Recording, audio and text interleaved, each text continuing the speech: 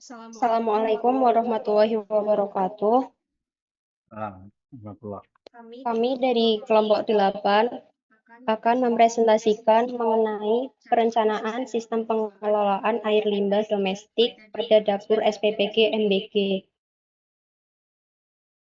Sebelumnya, perkenalkan, saya Erika Legina dengan NPM 24640025 dan teman saya Citra Mary dengan NPM 24640005, Juvita Naima Sari dengan NPM 24640045, dan Syaima Anasalwa dengan NPM 24640071. Latar belakang kami merancang sistem ini adalah karena prasarana dapur komunal seperti SPPG MBG menghasilkan limbah dengan kandungan organik dan lemak yang sangat tinggi. Jika tidak dikelola, ini akan mencemari drainase kota.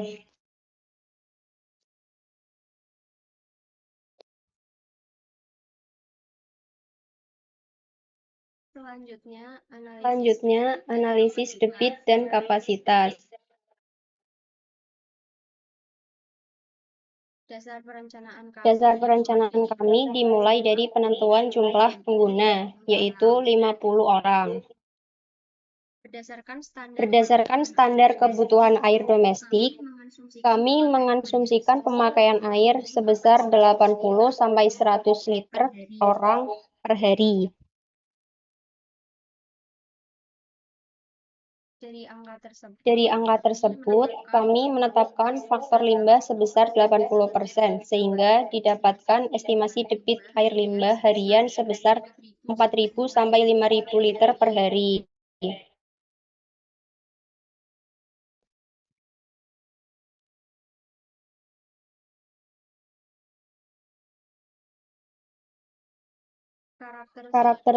Karakteristik limbah ada dominan sisa makanan, lemak, dan deterjen.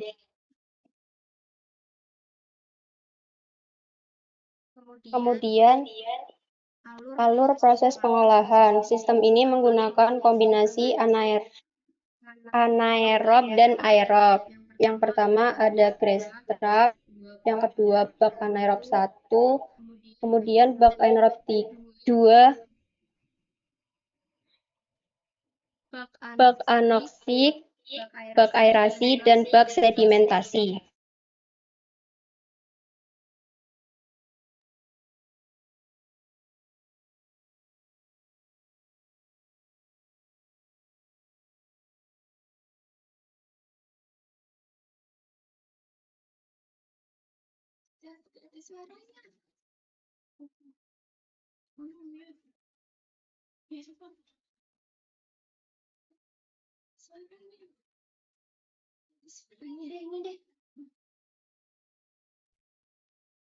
Selanjutnya yaitu grass trap. Grass trap di sini memisahkan lemak dan minyak dari limbah dapur. Prinsip kerjanya memanfaatkan perbedaan berat jenis lemak yang lebih ringan akan mengapung dan disaring secara manual.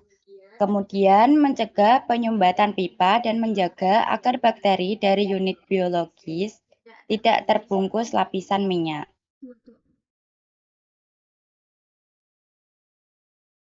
Selanjutnya yaitu bak anaerob utama. Di sini fungsi utamanya adalah mendegradasi senyawa organik atau karbon dalam air limbah menggunakan media batu pecah atau kerikil dengan alasan sebagai tempat melekatnya mikroorganisme atau biofilm. Bakterinya akan tumbuh dan menempel pada permukaan media ketika air limbah melewati sela-sela media tersebut. Bakteri akan memakan zat organik yang ada di dalam air. Selanjutnya yaitu bak anoksik. Bak ini berfungsi untuk mengatur debit air, jadi air limbah seringkali datang dalam volume yang tidak menentu.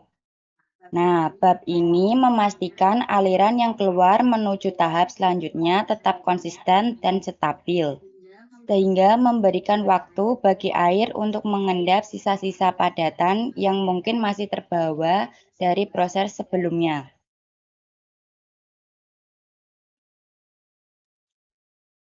Selanjutnya, bab anoksik yaitu menghubungkan proses anaerobik dan aerob sehingga bakteri di dalam korang aerob bisa melakukan perubahan kondisi lingkungan dengan drastis, dengan perubahan pH yang standar, kadar gas, dan beban organik. Selanjutnya ada aerasi atau sistem aerobik dengan kombinasi blower dan diffuser. Aerasi merupakan salah satu unit paling penting dalam sistem ini.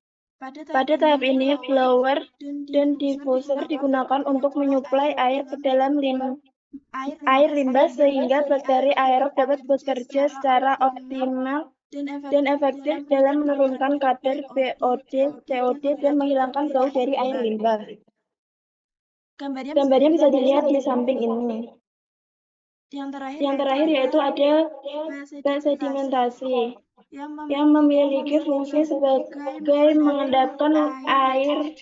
mengendapkan lumpur hasil dari proses olahan aerasi, di mana lumpur akan berada di bawah bak, sedangkan air yang lebih jernih berada di bagian atas bak. Kemudian air yang jernih siap untuk dibuang ke saluran drainase kota karena sudah memenuhi standar mutu lingkungan. Kesimpulan, kombinasi sistem anaerob sangat cocok untuk dapur MBG karena efisiensinya yang tinggi dalam menangani beban organik.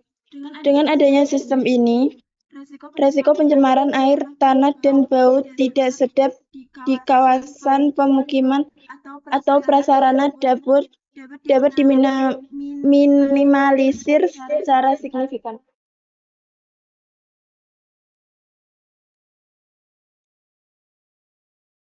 Terima kasih, sekian dari kelompok kami.